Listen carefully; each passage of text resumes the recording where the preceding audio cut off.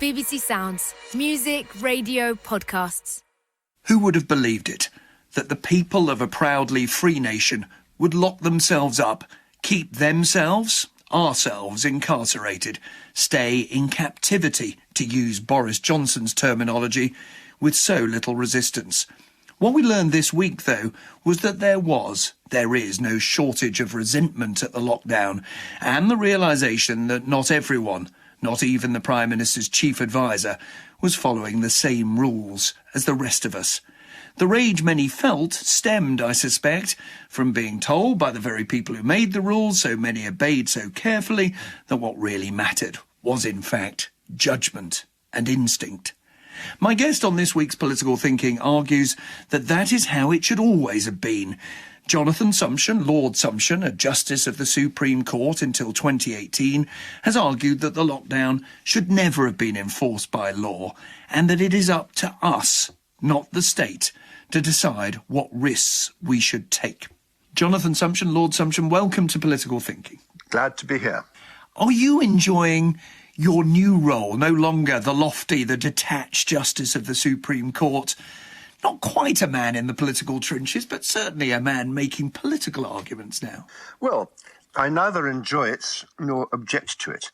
I think that it would be very much more satisfactory if the sort of points that I have been making had been made by professional politicians. But the amount of groupthink and collective hysteria, partly, I have to say, officially generated, has meant that nobody outside the press is actually making these points. Somebody has got to stand up for a sense of proportion, somebody has got to stand up for a measure of balance, and somebody has got to stand up for the millions of people who are being propelled into misery and, in many cases, financial ruin by the lockdown. I'm really sorry that it should be me. And I think that it's a sad reflection on the quality of our democracy that it should be me. But if no one else is going to do it, then I am. Does that stem largely from groupthink, that all politicians think the same, or is it fear, lack of courage, that they think, many of them, the same as you and they won't say it? It's both. I know that many of them do think the same as me, because many of them have got in touch with me, either directly or through intermediaries, to express their agreement. But some of them are honest enough to say that they don't dare open their mouths. Now, the last of them was probably about 10 days ago, and my impression is that the situation is changing. All those photographs of people crowding into Southend beaches, they aren't antisocial, they aren't obtuse, they aren't stupid. These are people who have suddenly decided that they can make up their own mind about what the risks are. They all look from the photographs as if they're young, fit, healthy people. The risks for them are absolutely minimal. And they've suddenly realized that they can think for themselves instead of taking their cue from what I can only describe as government hype. I want to come back to your argument in a little while, but first of all, let's start with the man making the argument. Some see it as an irony that the man who delivered the famous Reith lectures, who argued in effect that the law is the law and politics is politics and never the twain shall meet and respect democracy more, is now, having thrown aside the wig, is now acting as a political figure. Do you see it as ironic? I agree that I am effectively on this subject acting as a political figure. I don't see that as ironic because I'm not acting judicially. Having retired from the bench, I am a citizen. I have the advantage, which many citizens don't have, of having a platform, which is more, I think, due to the Reith lectures than to the fact that I used to be a Supreme Court judge. And I've used it in order to express a point of view that is undoubtedly a minority point of view but needs to be heard. Isn't the truth that there's always been a bit of politics in the Sumption blood? Your father, I think, wanted to be a Member of Parliament. He certainly did. He never succeeded in becoming one, and it ruined his life.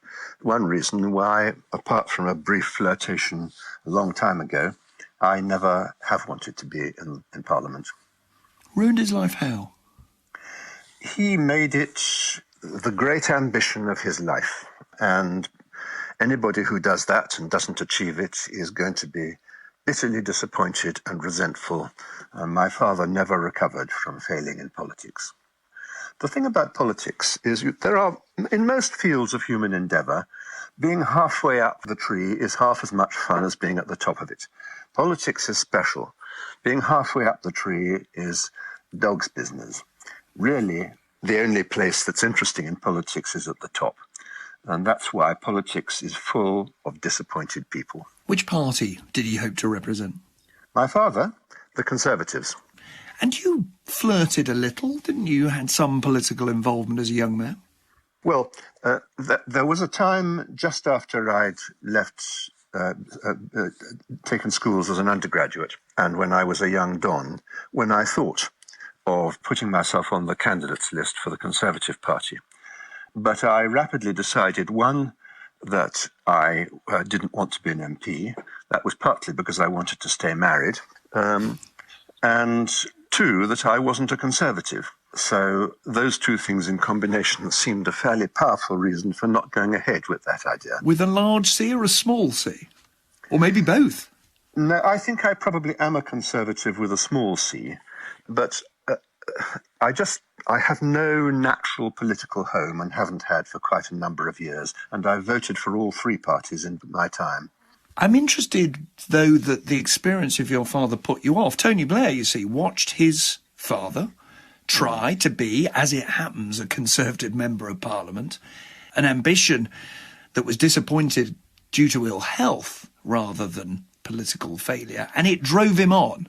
There was a determination that he would do what his father had not been able to do. But yes. Your reaction was the opposite. I didn't wish to be as miserable as my father was. You chose instead to start with, and before the law, to be a medieval historian. Yes. And many people would see a real difference in the bookishness, in the need to be solitary, in the lack, if you like, of the stage of an academic historian. How are you able to combine those two sides of the Sumption personality? Well, now that I'm retired, it's not particularly difficult. I'm often asked, how did I manage to combine a reasonably successful legal practice with writing a lot about the Middle Ages, and indeed a time as a judge with that activity? And the answer is, I just don't know. Somehow or other it got done. But, you know, people have fads. They like Morris dancing, they tinker around with cars, they go in for bell ringing. This is my equivalent. Has it shaped your view on this epidemic? If you lose yourself, as I'm told you do, in up to, 7,000 volumes of medieval history, not all at once, of course, you might be tempted to think that the epidemic, the plagues of the past, make this one seem rather trivial. I think that history is a terrific source of vicarious experience, and it does help to get into proportion an incident like this, which to a historian, you don't have to be a medievalist, to a historian with a view over any reasonably long period of time, this epidemic does not look particularly exceptional, and human beings have coped with it in the past without lacerating themselves and destroying their social and economic lives. And that was true even of the Black Death, which was a great deal more murderous than this. One other thing that you learn from the Black Death in particular is that during the Black Death, inhabitants of European towns used to go around once a week or so, the walls of the town, flagellating themselves on their bare backs. Now, that is what the British people have been doing for the last 3 months, and it's not an attractive spectacle. They're learning to stop now, and I'm glad of it. Flagellating themselves, and urged on by a man in Boris Johnson who I think would describe himself, at least in social terms, as a libertarian. Yes, and certainly not a self-flagellant. But you're absolutely right. He has pursued a libertarian rhetoric. But I think that this whole incident, the COVID-19 business, has turned on its head many of the traditional categorizations, left, right, libertarian, collectivist. These labels no longer correspond to the positions that people are actually adopting. And this is actually quite an interesting phenomenon. For example, one of the striking things is the absolute silence of the human rights lobby. Now, these were people who, quite rightly and justifiably, campaigned vigorously against the attempt to imprison without trial suspected but unconvicted terrorists or the attempt to impose house arrest. But it seems that it's okay to impose house arrest on suspected terrorists, provided that you impose it on the whole of the rest of the population as well. Now, we could have a debate on the evidence here. I'm keener, if we might, to talk about the philosophy rather than to debate the scale of the epidemic. Right. So, talking about the philosophy and what you have said, you are essentially saying, as you said at the beginning of this interview, it is up to us to decide whether we want to take a risk. But if I take your example of Southend Beach, it's clearly true that I don't need to go there and therefore to rub shoulders with people who might be infected. But when they then get the bus home, or they get the train the next day, or if I sit next to them in the cinema or the theatre or bar or restaurant, they won't have a sign on their head saying, just been to Southend Beach, rubbed shoulders with other people who might be infected, and therefore the only way I could keep myself safe is to lock myself in my home. Well, that's what the government has imposed on them at the moment, so they're no worse off by locking themselves in their home. But isn't it the job of society to protect the large number of people, the elderly, people with underlying health conditions? We're not talking of a few here or there, we're talking millions of people, from the behaviour, potentially selfish behaviour of others. But compulsion is neither necessary nor appropriate for doing that. They can certainly give advice, and in practice, most people are likely, in fact, a huge majority of people who are vulnerable, whether because of age or underlying medical conditions, are likely to observe that. They can voluntarily inflict on themselves what the government is currently imposing on them. And therefore, they don't need to be either at Southend Beach or on the bus from Southend Beach. They can lock themselves down. What I object to is the notion that to protect the proportion of the population that is particularly vulnerable and who can look after themselves, we are imposing an altogether unjustifiable deprivation of liberty on everybody else. But people may say that all sounds jolly sensible now that people are heading to Southend Beach. But if we'd listened to Sumption, they might say, those people going to Southend would have discovered that their local hospital was overwhelmed, that maybe food supplies didn't work, that, in other words, society, the structures of society that we all depend on, would have broken down without the sort of extreme measures that were taken. Well, I think that one part of what you've just said is right, and the rest of it is not. There was a respectable argument, not one which I personally accept, but I think that it's a powerful argument, and I acknowledge that we needed to spread the effect of the virus over a longer period in order to prevent the National Health Service from being overwhelmed. Now, that is no longer part of the government's rationale. From at least May the 13th, they have dropped Save the NHS from their slogan, and they've done it for good reasons, because they have actually very successfully been able to increase the ICU capacity of the National Health Service, and they've also found that the demands on that capacity have been much less than they predicted. So, frankly, the NHS is no longer the issue. The issue now is quite simply, we must stop people getting ill.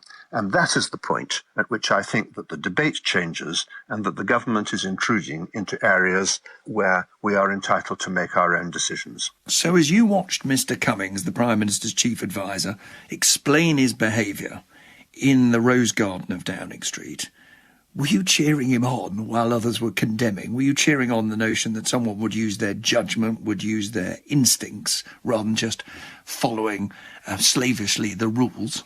Well, there are a large number of different issues thrown up by the whole Cummings business.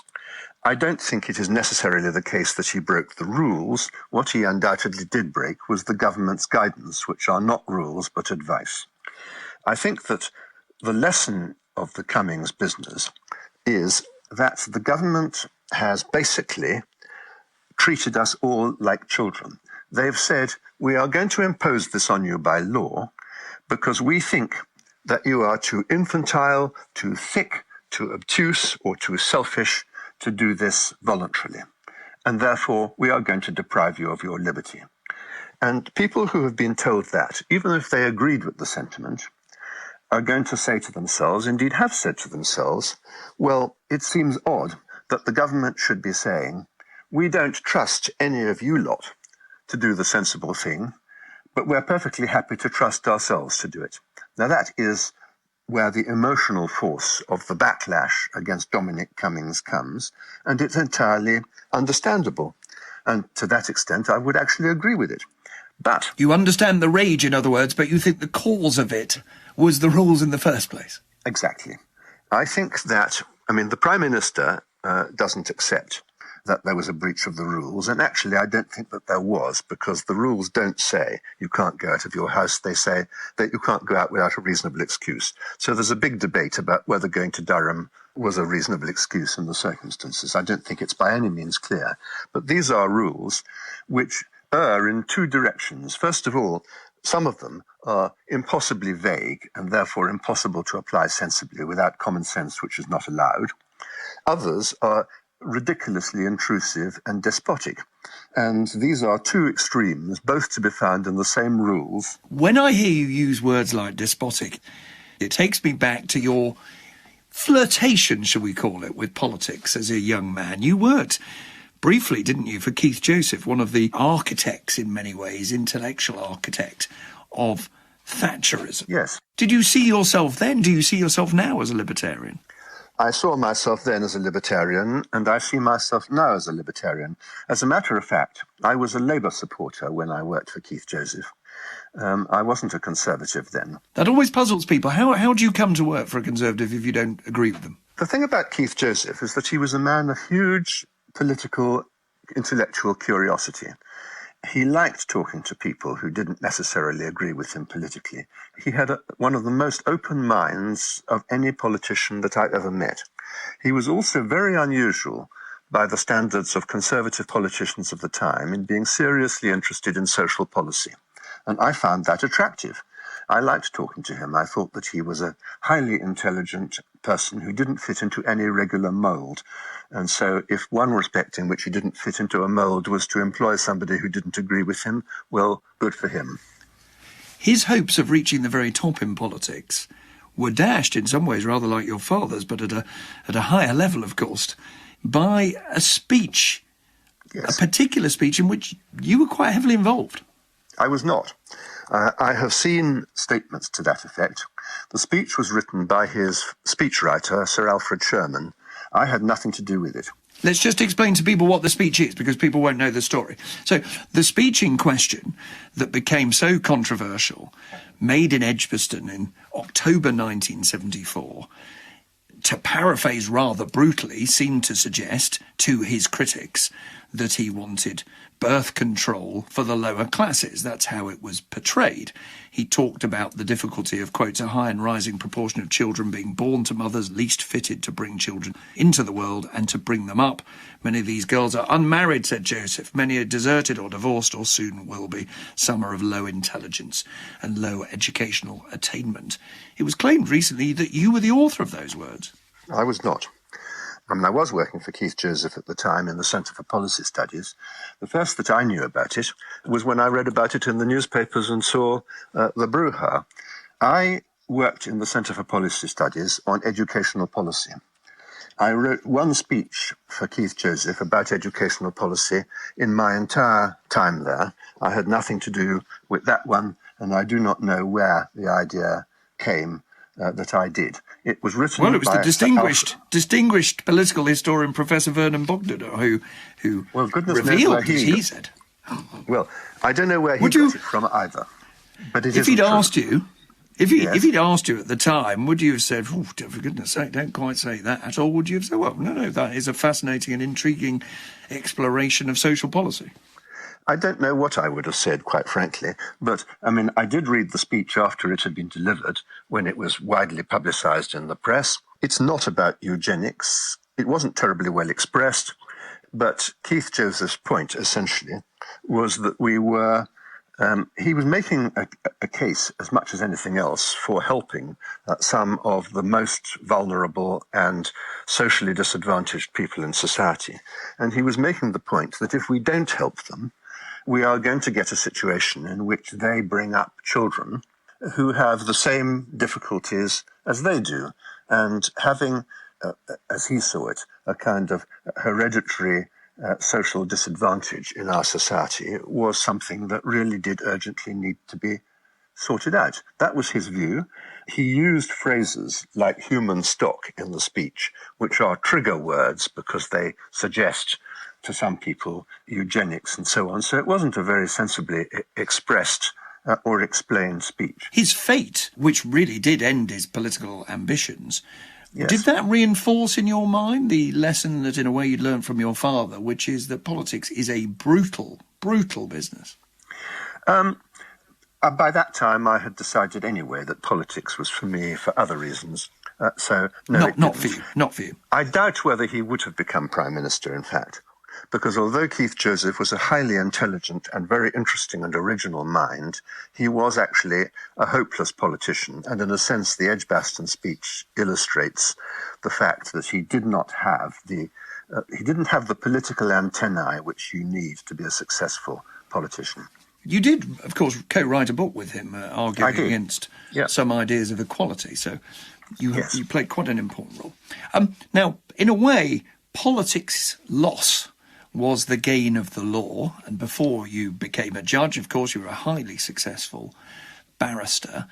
Is it true that the law's central appeal was that medieval history just paid far too little and the law was a way of having the same mental exercise but rather better rewarded? One reason why I left Oxford was that I didn't want to be poor. I didn't want to be rich. I mean, I wouldn't have said no to being rich, but that wasn't the objective. I just didn't want to be poor. I wanted to bring up my family in greater comfort than a Don would be able to do, but there were many other reasons. I wanted to be an independent spirit, and the bar is very good at giving you complete intellectual autonomy. I wanted to be self-employed because I'm constitutionally unfit to be an employee. I know I was an employee of Her Majesty for 7 years, but it didn't feel like that. And the case which brought you to greatest public prominence, you were obviously known in the law for a long time, but was the Hutton inquiry, the inquiry into the death of the scientist of David Kelly during the build-up to the Iraq War, when you were Alistair Campbell's brief. Well, not just him. I argued the case for everybody on the north side of Whitehall. In other words, number 10, the security services, Alistair Campbell, but not the Ministry of Defence. Now, it's rather relevant at a time when people talk about the case for inquiries to look at whether they've succeeded. Do you think the Hutton inquiry was a success? Not for you, not for the people you were representing, it clearly was, but for the public, for society. Well, it depends on what you regard the objective of the thing as being. I felt, just as a citizen, rather than because I was privy to any particular information, that it may have been hoped that this would be a way of having some sort of inquiry without it being an inquiry into the justification for the war itself, but shifting it onto an area which was perhaps easier to justify. So it probably didn't succeed in doing that. The problem about the report when it came out was that my victory and that of my clients was too complete. I think, Lord Hutton is a man who believes in black and white, in sheep and goats, and you come into one category or into the other. There's not much nuance in it. Either the government was wholly right or it was wholly wrong. I don't think the notion that the government was wholly right was really defensible. I think they were a lot more right than the press or the public gave them credit for, but clearly some things had not been terribly well handled. And I think one of the problems about the Hutton report was that it accepted without qualification the government's case, whereas I think the government had a good case, but it should have been accepted, I think, with some qualifications that didn't appear. In other words, a verdict that had been more nuanced would perhaps both have satisfied your clients, but also some of the public as well. Yes, it would, I think, have been a truer verdict, and it would have been a more persuasive verdict, and for that reason it would have been a more politically valuable verdict. Alistair Campbell recalls you saying to him straight away, this is too good for us? Yeah, I did say that.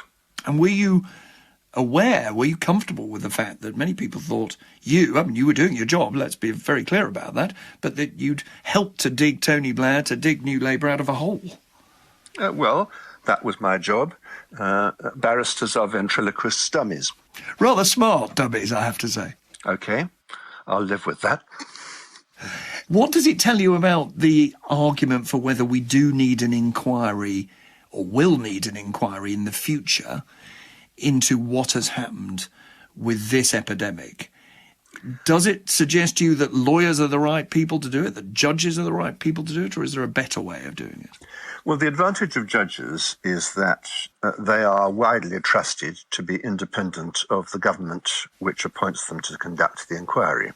But I don't see any reason why it necessarily has to be a judge. I think there's a very good reason why it should not be a specialist in behavioral sciences or epidemiology, because its main task would, I think, or one of its main tasks would be to sort out the lessons for the future in those areas.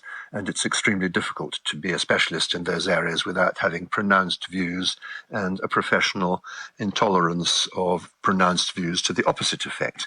So to that extent, I think that a judge would probably be a good choice. Judicial inquiries have had a bad name lately because they've taken so long and because they get bound up with endless witnesses. And I certainly think one would need to give a lot of attention to the sort of inquiry. But there ought to be one. I think we have made serious mistakes, but whether I'm right or wrong about that, it seems to me to be important to ascertain with care whether we've made mistakes and what they are, because this isn't going to be the last pandemic by any means. Indeed, it's at the milder end of the scale.